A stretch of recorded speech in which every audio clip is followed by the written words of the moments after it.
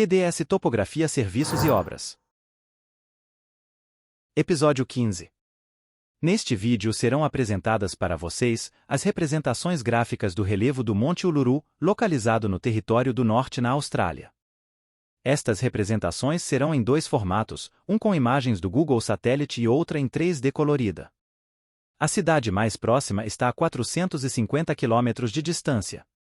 O Uluru é sagrado para os povos indígenas australianos e, supostamente, começou a se formar há cerca de 550 milhões de anos.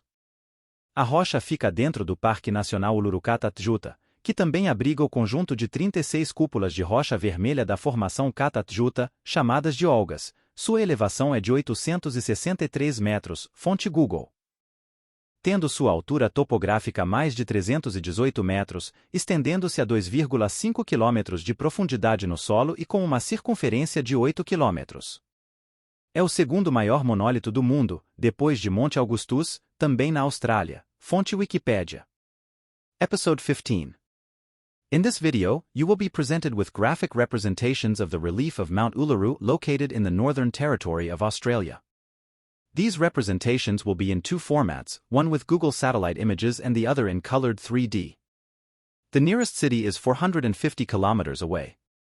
Uluru is sacred to indigenous Australian people and reportedly began to form around 550 million years ago. The rock is located within the Uluru-Kata National Park, which also houses the set of 36 red rock domes of the Kata Formation, called olgas. Its elevation is 863 m, source Google. Its topographic height is more than 318 m, extending 2.5 kilometers deep into the ground and with a circumference of 8 kilometers.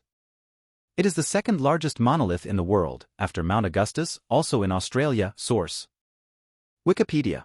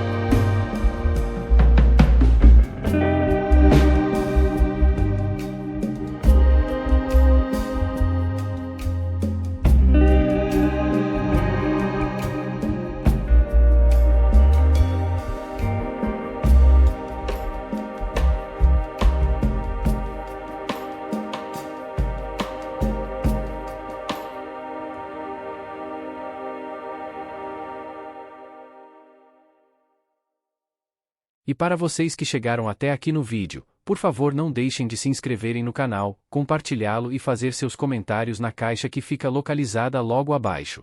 Estes vídeos estão em Full HD, assistam também em sua Smart TV, para terem uma experiência ainda melhor. Muito obrigado por assistirem. And for those of you who made it this far in the video, please don't forget to subscribe to the channel, share it and leave your comments in the box located right below. Thank you very much for watching.